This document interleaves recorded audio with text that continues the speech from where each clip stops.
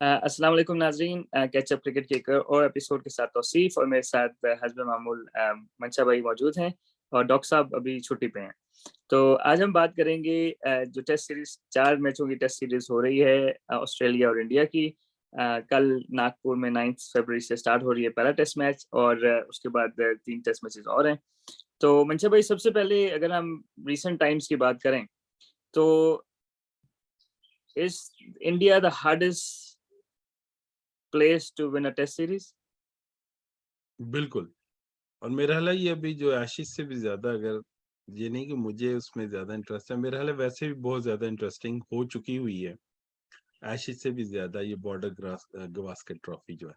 और पीछे भी, और इस वज़ह से कि मतलब वो इंडिया जब से वो आईपीएल करा रहा है और उनकी टीम अच्छी हुई है, तो मेरा ख़्याल है पिछली 3 सीरीज़ वो जीते, 2 ऑस्ट्रेलिया में, 1 इंडिया में। और जिस वज़ह से ऑस्ट्रेलिया को ऑस्ट्रेलिया में हराया है, तो उसकी वज़ह से बहुत ज़्यादा इस सीरीज़ की हाइप है और बहुत लोग इसको देखना चाहते हैं। अच्छा मंशा भाई जनरली स्पीकिंग कहते हैं कि यार ऑस्ट्रेलिया मतलब एशियन टीम्स के लिए बाउंसी ट्रैक्स बनाते हैं तो इसलिए इंडिया वाले जो हैं वो स्पिनिंग ट्रैक्स बनाते हैं लाइक पहले दिन से ही टर्न गेम टर्न कर रहा होता है और ये कोई सीक्रेट नहीं है, सबको पता है। सही है। तो उसके बावजूद भी जो टीम्स आती हैं वो इनके उसमें फंस जाती हैं। इसका ये मतलब है कि इंडिया के अपने प्लेयर स्पिन को बहुत अच्छा खेलते हैं? मेरा ख़्याल है अच्छा तो वो खेलते हैं, पहली बात है, और हम्म। उनके पास क्वालिटी स्पिनर्स हैं, जो बॉल को सही है। स्पिन कर सकते हैं। हम्म। पहले तो बात ये है कि स्पिन करानी आएगी तो आप 10 आउट करेंगे। तो पहली बात है उनके पास क्वालिटी स्पिनर है, वो उन पे बैंक कर सकते हैं कि पहले दिन से ही टर्न होना शुरू हो जाए और वो पहले दिन से ही स्पिनर लगा लें। जी। अच्छा, अगर हम क्या कहते हैं इसको थोड़ा-सा सीरीज़ का वो देखें कि क्या है, तो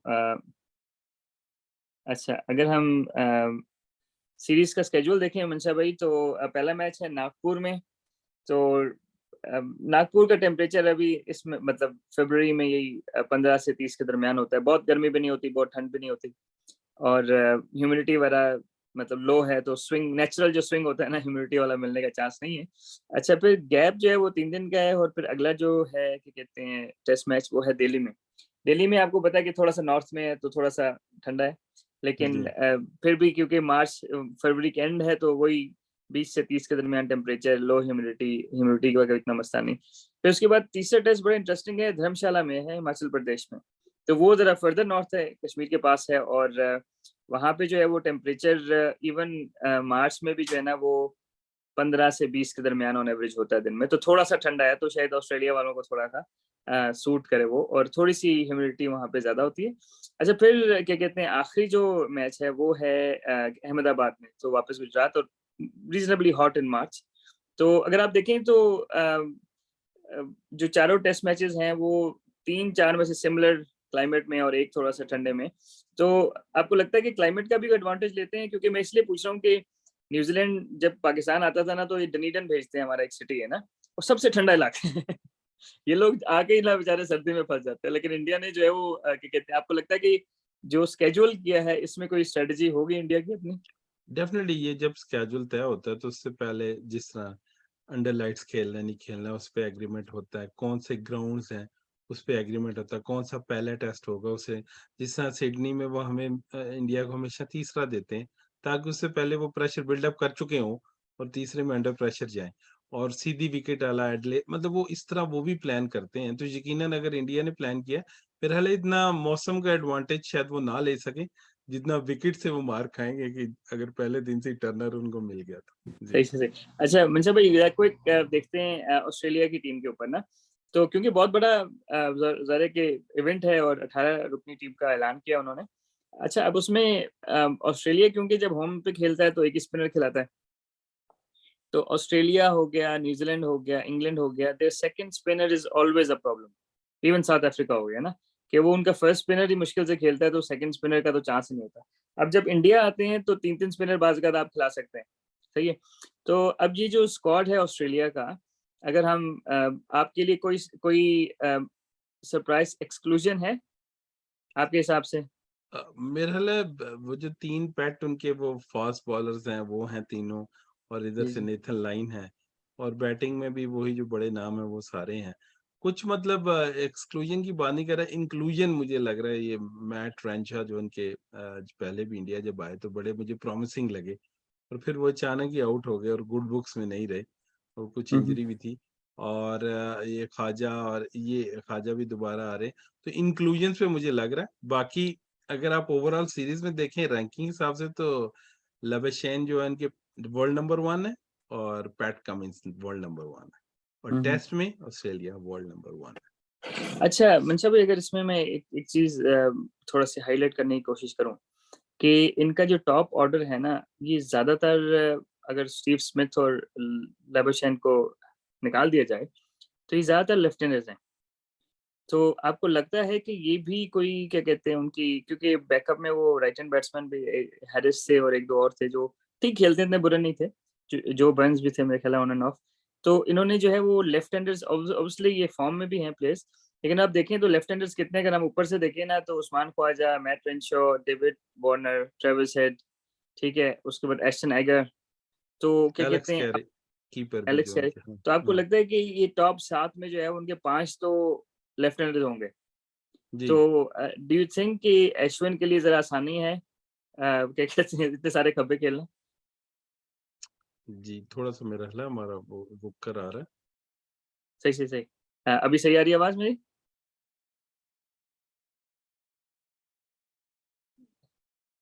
मंशा भाई मुझे आप सही नजर आ रहे हैं। हेलो, आपकी आवाज म्यूट है मंशा भाई। सॉरी, मेरा ख्याल है थोड़ा कनेक्शन में लूज कर गया हूँ बीच में आपसे। ओके ओके, अच्छा चलें हाँ दोबारा आते हैं। मैं ये कह जी रहा जी था कि 7 में से 5 लेफ्ट हैंडर्स होंगे जी जी जी। इंडिया के। हाँ, वो मैंने सवाल आपका सुन लिया। यकीनन तो जी जी। अश्विन को थोड़ी एज है और क्या। तो वैसे तो देखें, एक्सक्लूजन मेरे ज़हन में आ गई कि मैथ्यू वेड मेरे ख्याल है वो बड़ा अच्छा 100 था उनका टेस्ट में, और बड़ा अच्छा खेल रहे हैं, और अभी भी वो लीग में भी T20 में भी कुछ अच्छा स्कोर कर रहे हैं। तो न जाने वो टेस्ट में वो नया लड़का लाना चाहते हैं और यंग को खिलाना चाहते हैं, एलेक्स कैरी आगे। बाकी जो लेफ्ट हैंडर्स की आपने बात की, मेरा ख्याल है कुछ ऐसी ऑप्शन वो निकाल नहीं पा रहे क्योंकि राइट हैंडर ले आए, क्योंकि वो ट्रेविस हेड ने भी बहुत अच्छा स्कोर किया, ख्वाजा ने भी इतने बड़ा स्कोर किया हुआ है। तो मेरा ख्याल है शायद वो कुछ अभी ऑस्ट्रेलिया के पास है ही इस टाइम लेफ्ट हैंडर जी अच्छा चलें, अगर हम फास्ट बॉलर्स की बात करें मंशा भाई, तो अब उसके इंजरीज हैं। मेरे ख्याल है जो सबसे ज्यादा एक प्लेयर ये मिस करेंगे ना इस सीरीज में, ऑल्दो बहुत बड़ा नाम नहीं है लेकिन मिचेल मार्श है, क्योंकि वो लंबे हैं और वो रिवर्स करते हैं बॉलिंग में ना, बैटिंग तो करते हैं, वो बॉलिंग में रिवर्स कर लेते हैं।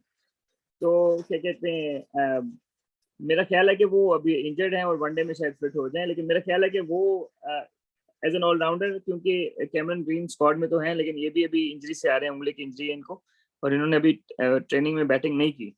तो मुझे लगता है कि वो जो फास्ट बॉलिंग ऑलराउंडर है ना, वो थोड़ा सा चैलेंज होगा इनके पास ना होना, क्योंकि दैट मीन्स कि वो एक्स्ट्रा स्पिनर खिला सकते थे ना।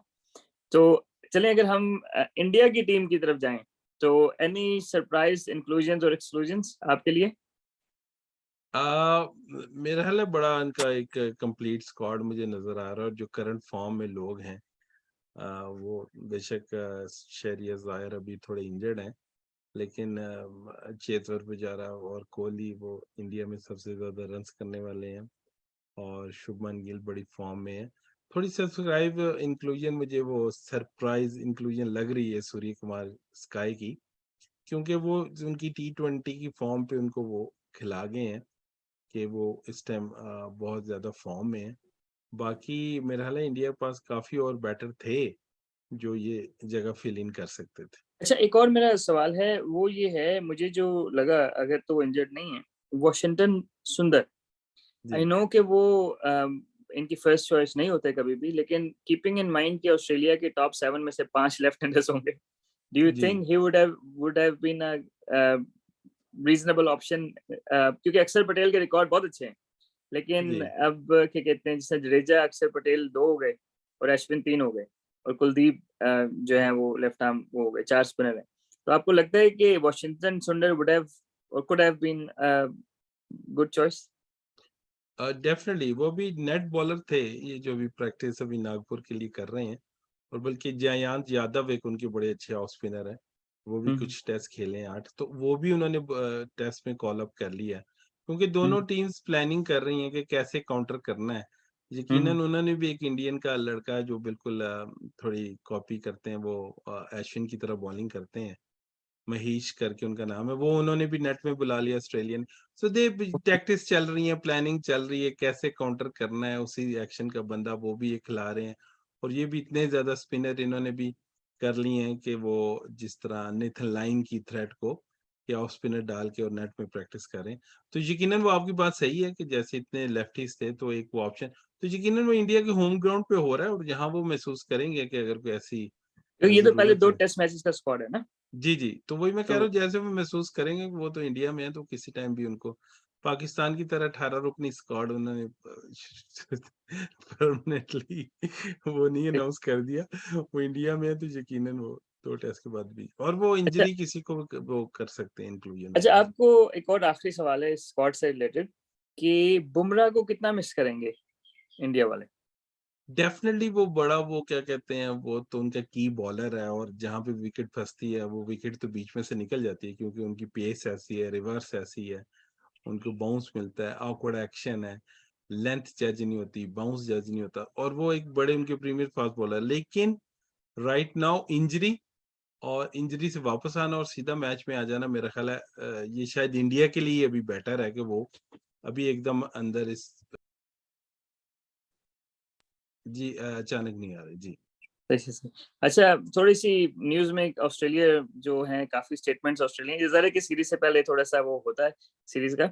तो अगर हम देखें तो क्या कहते हैं ऑब्वियसली वार्नर कह रहे हैं कि अपनी गेम चेंज नहीं करेंगे, स्टीव स्मिथ कह रहे हैं कि कोई ऑब्वियसली बैटिंग चेकलिस्ट उनकी है खास। लवेशन कह रहे हैं कि जी अश्विन को खेलना जो है वो चेस की तरह है और नेथन लायन कह रहे हैं कि जी मैंने इंडिया की ऐसी प्रिपरेशन की कि मेरी जो वाइफ तंग आ गई। सही। तो आपको लगता है कि ये थोड़े से नर्वस नर्वस बयानात हैं ऑस्ट्रेलिया की तरफ से? डेफिनेटली वो nervous, When you overthink, you sometimes mess it up. Definitely बिल्कुल आपकी बात सही है कि ओवरथिंक, और वो तो लेविशन तो कहते हैं कि मैं बहुत ओवरथिंक करता हूँ क्रिकेट को।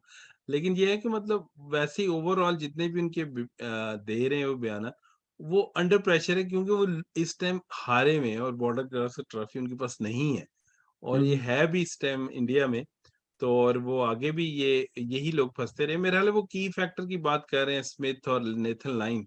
अगर हुँ। नेथन लाइन को वो चुप करा लें और स्मिथ को अर्ली आउट कर लें तो बहुत ज्यादा अच्छा अच्छा एक रवि शास्त्री ने बयान दिया था फॉर्मर कोच ने कि यार मैं ऐसे ट्रैक्स चाहता हूँ कि पहले दिन से टर्न हो।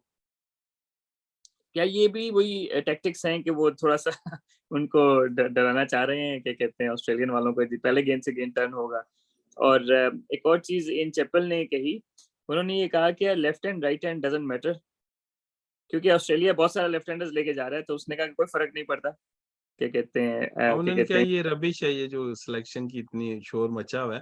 और एग्ज़ैक्टली, एग्ज़ैक्टली। ये वही टैक्टिक्स हैं जिससे आप ऑस्ट्रेलिया में जैसे ही लैंड करते हैं वो आपके की प्लेयर्स को मीडिया टारगेट कर लेता है और उसको बिल्कुल, बड़ा ही वो माइक्रो वो देखना शुरू कर देते हैं उस दूरबीन से, और बड़ा देखते हैं कि वो क्या कर रहे हैं, ऑफ जी, जी। क्रिकेट क्या एक्टिविटीज हैं, तो वो बंदे को अंडर प्रेशर लाने की कोशिश करते हैं उनका अच्छ मीडिया। तो अच्छा मेरा अब ख्याल है ये भी वही इसी का एक हिस्सा मंजरेकर ने है। कह दिया भाई कोहली जो है वो लेंथ नहीं पिक कर पा रहे, तो इंडिया का अपना मीडिया ही अपने बंदों को पकड़ रहा है। लेकिन वो इस जी बात में कुछ सच्चाई तो है। मेरा ख्याल है कि शायद वो कुछ, आप अगर किसी बड़े प्लेयर की बात बारे में बात करें तो आपकी बात लोग ज्यादा लेते हैं, बेशक नेगेटिवली हुँ, उसको सुनते तो हैं। हुँ। मैं स्टिल समझता हूँ कि शायद कोहली अब समझ रहे स्ट्रगल कर रहा है, लेकिन मेरा ख्याल है वो इतना गेम से आगे निकल चुका है कि ये छोटे मोटे मसले ये टेम्पररी हो सकते हैं। अच्छा मनशा भाई अब वाइंड अप करते हैं और आप बताएँ कि जी आपके ख़्याल में इस सीरीज़ का फाइनल स्कोर क्या होगा? मुझे जहां तक लग रहा है ये अगर बहुत भी ऑस्ट्रेलिया अच्छा खेलता है तो 2-1 हो जाएगा। सही, सही, सही, सही।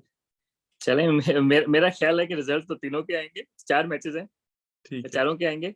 तो मेरा ख़्याल है कि अगर ऑस्ट्रेलिया का थोड़ा-सा भी चांस है ना, तो वो धर्मशाला में है क्योंकि थोड़ा-सा एनवायरनमेंट जो है ना वो वेदर वगैरह थोड़ा-सा उनके फास्ट बॉलर्स को सूट करेगा। मेरा नहीं ख्याल कि उनके स्पिनर्स इतने एक्सपीरियंस हैं अपार्ट फ्रॉम नेथन लायन कि वो तंग कर सकें। तो चलें नाज़रीन और आपके लिए मैन ऑफ द सीरीज़ कौन होगा जी? मेरे ख्याल में तो वो कोई इनका बैटर ही होना चाहिए। जी, जी, जी। देखिए अभी ये जो सीरीज है इस पे बहुत ज्यादा हाइप है कि जी, आपने जी। गेम चला के खेलनी है। बिल्कुल, बिल्कुल। ऑस्ट्रेलियन मीडिया भी ये कह रहा है टर्नर्स होंगे, आपने प्लान करना है, खड़े नहीं होना, स्कोर को चलाना है। इंडियन के बैक ऑफ माइंड में भी है कि नेथरलैंड को खड़े नहीं होना, फ्लाइट देता है उसको मारना है। तो मतलब ये यकीनन टैक्टिक्स सामने आएँगी, बट मैं स्टिल समझता हूँ कि जो टेक्निक के साथ लंबा 100 करेगा, वही मैन ऑफ द सीरीज़ अच्छा, एक और चीज़ नाज़रीन को मैं थोड़ा-सा बताता चलूँ, मैं क्योंकि पिछले इंडिया की कुछ सीरीज़ पे काम कर रहा था 1-2 साल पहले न्यूज़ीलैंड रेडियो के साथ। अच्छा, मंशा भाई 60% ऑफ डिसमिसल्स जो थे ना, इंग्लैंड इंडिया टी सीरीज़ के और न्यूज़ीलैंड इंडिया सीरीज़ के, वो उन बॉल्स के ऊपर थे जो टर्न नहीं हुई। सही 60%, more than 60% actually 60% was the वो, इससे ऊपर ही थे। तो उसमें ये है कि मुझे ये लगता है कि इंडिया के स्पिनर्स को ना एक्सप्लॉइट करना आता है स्पिन कंडीशंस के, उनको यानी कि सेम ट्रेजेक्टरी के साथ सीधा बॉल करना आता है, समझ रहे जी, हैं? और जो ओवरसीज बॉलर्स हैं ना, उनको ये चीज़ नहीं आती and ji, that is probably the comparative advantage जो है ना इंडिया के स्पिनर्स को है। अश्विन बेशक टर्न करेगा लेकिन आउट जो है ना वो जो बॉल टर्न नहीं करती उस पे ज़्यादा आउट करता है। जडेजा जी, का भी यही चीज़ है कि वो राइट टर्न कर रहा होगा, मिडल में पड़ के लेग स्टंप पे पड़ के गेंद बाहर निकलेगा, अगला गेंद ऑफ स्टंप से बाहर निकलेगा, उससे अगला गेंद ऑफ स्टंप से सीधा अंदर आ जाएगा। तो बिल्कुल आई उन्हें थिंक हाँ, सही बिल्कुल कह रहे हैं आप और ये क्रीज़ को कैसे यूज़ करना है और मेरा ख़्याल है वो मंझे हुए स्पिनर है बेटर टेम्परामेंट के साथ। पिछले बिल्कुल, कितनी बिल्कुल। सीरीज़ आप देख लें, मैं वो लाइव मैचेज़ देखता रहा हूँ, हुँ, हुँ। कि कहाँ आगे वार्नर मार रहे हैं और अश्विन लगा हुआ है, 6 भी मार रहे हैं, क्रॉस भी मार रहे हैं, स्टिल वो उसी लाइन पे गेंद करके उनको आउट हुँ, कर रहे हुँ। हैं। तो ये टेम्परामेंट बहुत बड़ी चीज़ है और मेरा ख़्याल है जो यंगर ऑस्ट्रेलिया स्पिनर्स हैं, अगर उनको हिट आउट किया जाए तो शायद वो थोड़े परेशान हो जाएँ। बिल्कुल, बिल्कुल और दूसरा ये कि एक और चीज़ है मनसूर भाई कि जो जहाँ पे गेंद शार्प टर्न हो रहा होता है, इंडिया के जो अश्विन और जडेजा 90-95 की पेस से स्क्वायर टर्न कर रहे होते हैं। जी, अब क्योंकि ऑस्ट्रेलियन बॉलर्स बेचारों को कभी वो चीज़ यानी कि वो तो ऑस्ट्रेलिया में आप 90 पे चले जाएँ तो गेंद नहीं टर्न होता है ना बिल्कुल भी। तो यू हैव बिल्कुल, टू बॉल अराउंड 85 केज ना, स्लो। गेंद को टर्न करने के लिए 80-85 तो उनके लिए जो है ना वो अचानक एडजस्ट करना शायद उतना आसान ना हो and ji, that is where India has a huge advantage. तो let's see how definitely. It goes मेरे ख्याल में या तो 3-0 से जीतेगा या 3-1 से जीतेगा और मंशा भाई कह रहे हैं कि 2-1 से जीतेगा इंडिया। अगर ऑस्ट्रेलिया बहुत अच्छा खेलता है, तो तो शायद किसी हाँ, लेकिन बिल्कुल, मेरा बिल्कुल। हालाँकि 2-1 या चलिए नाज़रीन तो हम क्या कहते हैं इसके साथ ये प्रोग्राम खत्म करते हैं। उम्मीद है आपने एन्जॉय किया होगा। दोनों की प्रेडिक्शंस आपने देख ली तो let's see how it goes और पोस्ट सीरीज़ में इस बारे में दोबारा बात करेंगे। अपना ख्याल रखिएगा। अस्सलाम वालेकुम।